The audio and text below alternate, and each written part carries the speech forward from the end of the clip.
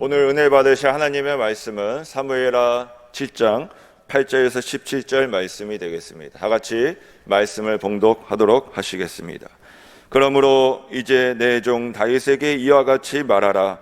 만군의 야훼께서 이와 같이 말씀하시기를 내가 너를 목장 곧 양을 따르는 데에서 데려다가 내 백성 이스라엘의 주권자로 삼고 내가 가는 모든 곳에서 내가 너와 함께 있어 내 모든 원수를 내 앞에서 멸하였은즉 땅에서 위대한 자들의 이름같이 내 이름을 위대하게 만들어 주리라.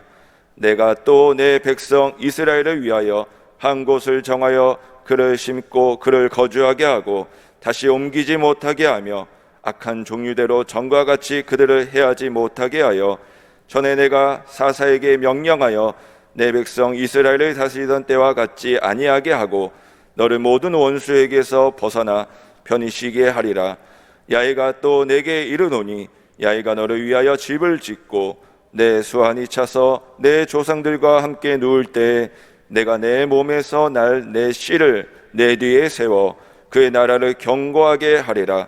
그는 내 이름을 위하여 집을 건축할 것이요 나는 그의 나라 왕위를 영원히 견고하게 하리라. 나는 그에게 아버지가 되고 그는 내게 아들이 되리니 그가 만일 죄를 범하면 내가 사람의 매와 인생의 책찍이로 징계하려니와 내가 내 앞에서 물러나게 한 사울에게서 내 은총을 빼앗은 것처럼 그에게서 빼앗기지는 아니하리라.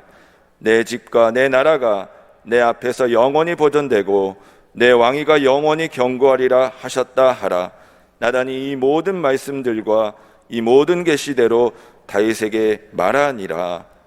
사무엘하 7장 8절로 17절 말씀 가지고 당대에도 후대에도 이런 제목으로 함께 말씀의 은혜를 나누겠습니다. 여러분, 영연방 국가 이런 이름, 이런 말 들어보신 적 있죠? 영국 이야기인데 영국 연방 국가. 이게 무슨 말이냐면요, 옛날에 영국은요 대영제국이라고 해서 전 세계에 53개국의 식민지를 두었던 나라입니다. 그 53개국의 나라가 지구를 아주 삥 한 바퀴를 다 돌고 있었어요. 그러니까 영국의 식민지가 전 세계에 널리 퍼져 있으니까 영국은 한때 대영제국, 또 해가 지지 않는 나라 이렇게 불리면서 아주 크고 왕성한 때가 있었습니다. 지금도요, 식민지 제도는 끝났지만 식민지였던 나라들이 자발적으로 우리는 영국의 연방국가입니다 이러면서요, 호주나 뉴질랜드나 캐나다 같은 나라들도요 지금 영국과 연방국가입니다. 그래서 비록 형식적이긴 하지만 호주나 캐나다나 뉴질랜드나 이런 나라들도요, 그 나라의 군주가 영국 여왕이에요. 엘리자베스 2세. 캐나다, 뉴질랜드, 호주 얼마나 큰 나라들입니까? 땅덩어리가 얼마나 넓습니까? 그런 나라들이 여전히 정치적으로 형식적이긴 하지만 국가의 군주는 영국 여왕이다. 그 영국 여왕 엘리자베스 2세는요 영국의 유명한 왕가의 후손이에요. 그 왕가의 이름이 The House of Windsor, 윈저의 집이라는 왕가입니다. 윈저의 집. 제가 왜 남의 나라 이야기 또 남의 왕조의 이야기를 이렇게 거창하게 하냐면요, 오늘 저와 여러분이 함께 읽은 사무엘하 7장에 다윗 왕조에 관한 하나님의 약속이 기록되어 있거든요.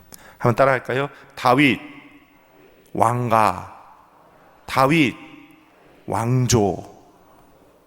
제가 이 얘기를 하려고 영국 하우스 오브 윈저 이야기를 좀 했습니다.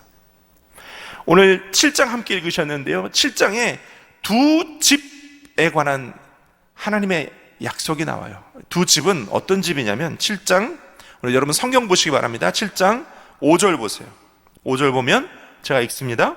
가서 내 종 다윗에게 말하기를 야훼께서 이와 같이 말씀하시되 내가 나를 위하여 내가 살 집을 건축하겠느냐 이렇습니다.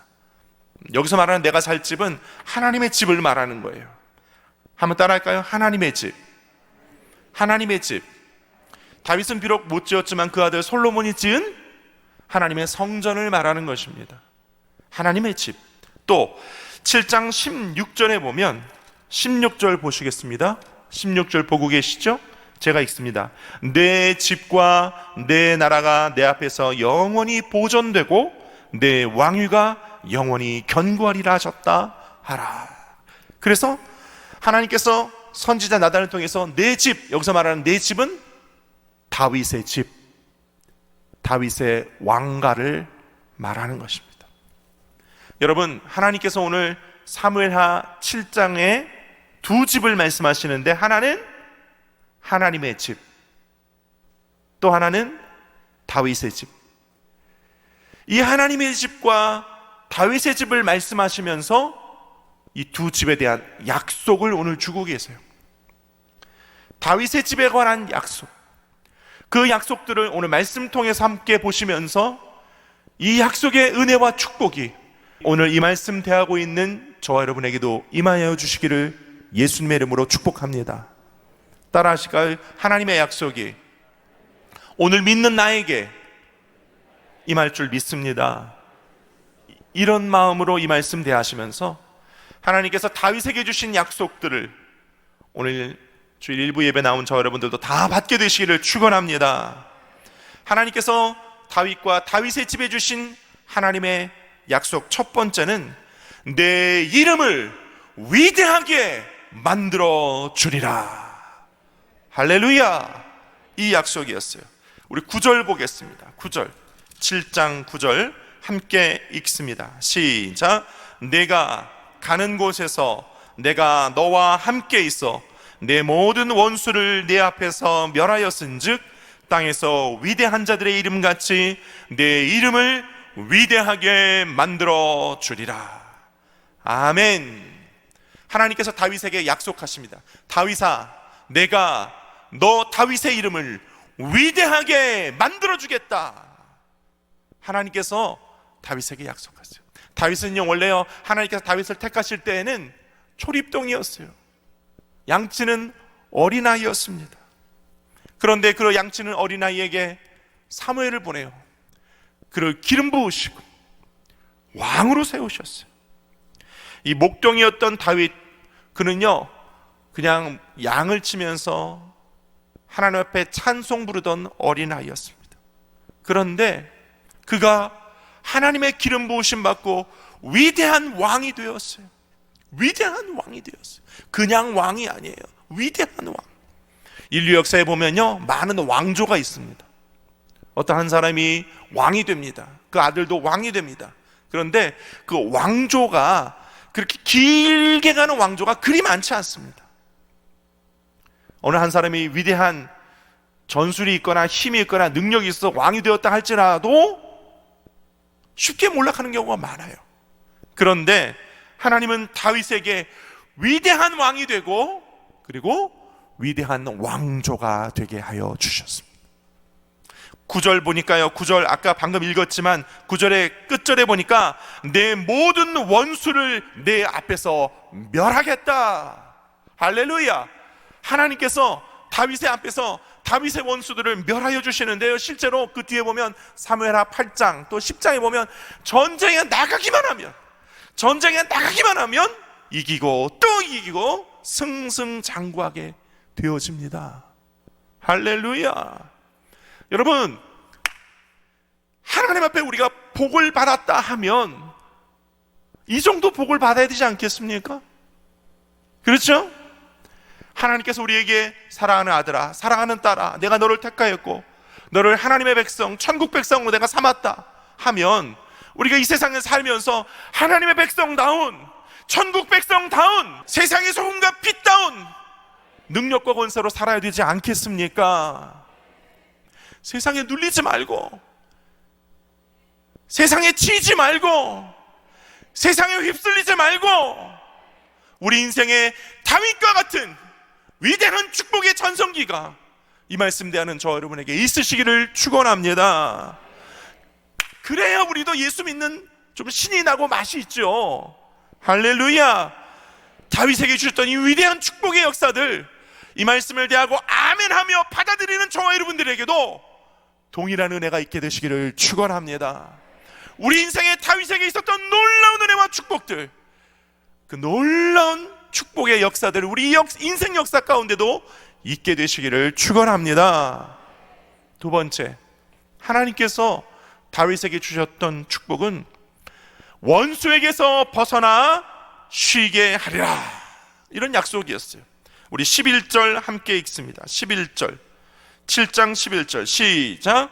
전에 내가 사사에게 명령하여 내 백성 이스라엘을 다스리던 때와 같지 아니하게 하고 너를 모든 원수에게서 벗어나 편히 쉬게 하리라. 야훼가 또 내게 이르노니 야훼가 너를 위하여 집을 짓고, 그랬어요. 여러분, 다윗은요, 그가 왕으로서의 기름을 부음받고 그냥 왕이 바로 되지는 않았습니다. 다윗이 기름 부음받고 난 뒤에 왕이 될 때까지는 약 10여 년의 시간이 필요했어요.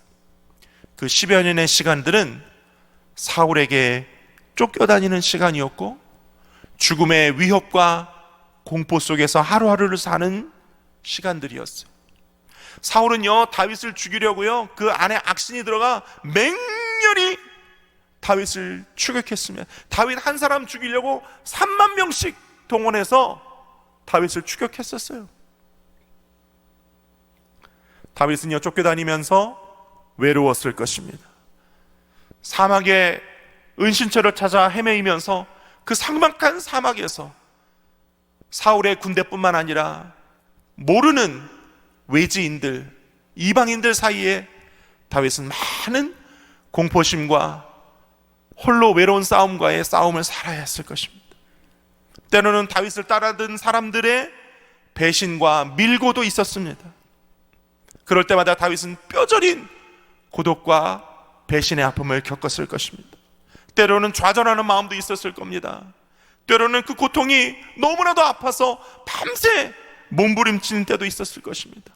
아, 내 인생이 여기서 끝나는구나 하는 절대적인 위기의 상황도 있었을 것입니다. 심지어는 블레셋 땅의 망명에서 거기서 미친 척을 해야 목숨을 건지던 때도 있었습니다.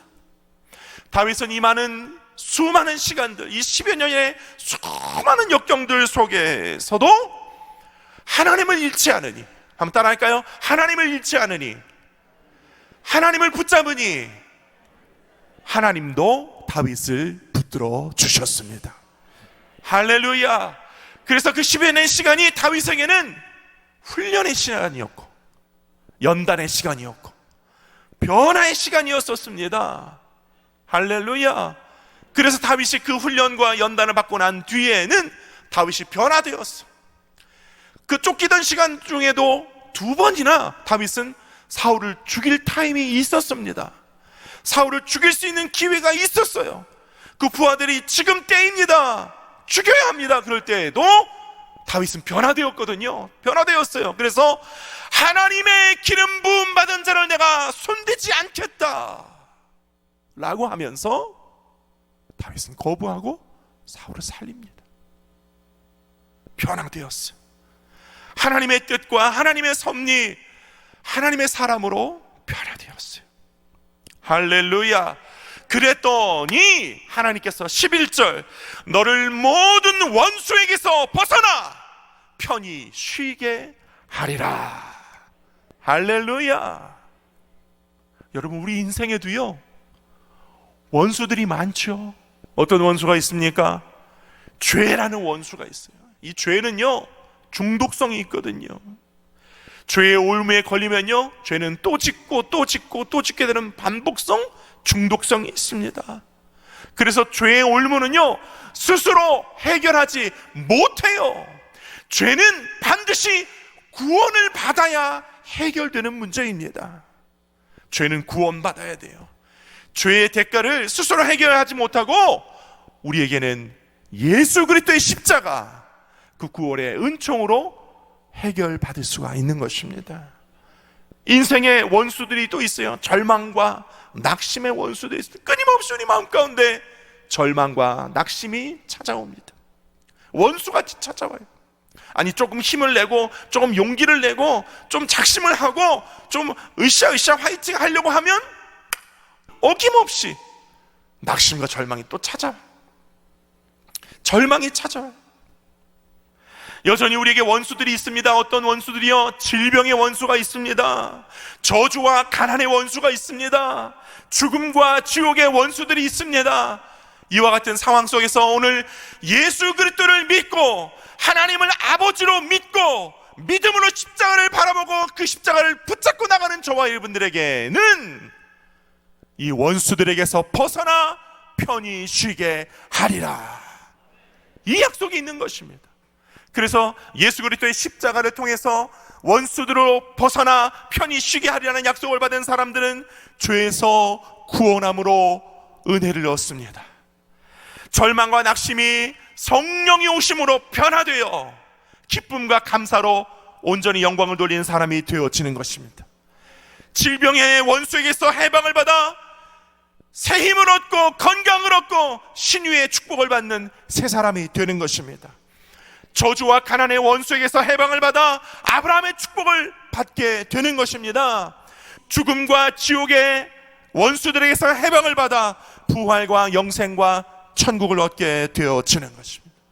오늘 이 모든 원수들에게서 해방받고 편히 쉬게 하리라, 이 모든 은혜를 예수 그리스도의 십자가를 통해 우리에게 주신 하나님께 감사와 영광의 박수 한번 올려드리시겠습니다.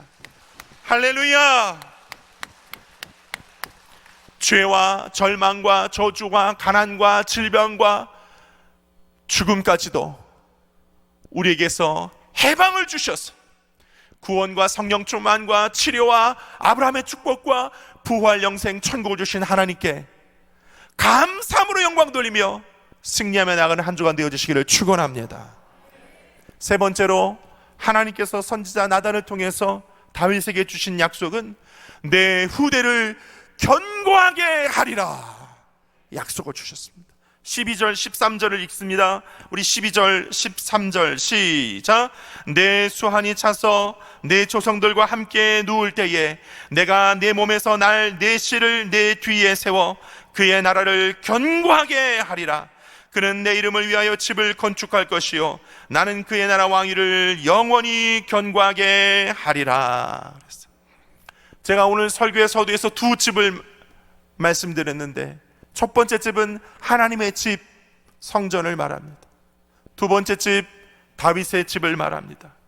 그런데 이 다윗의 집은요, 다윗의 후대를 말하는 것이거든요.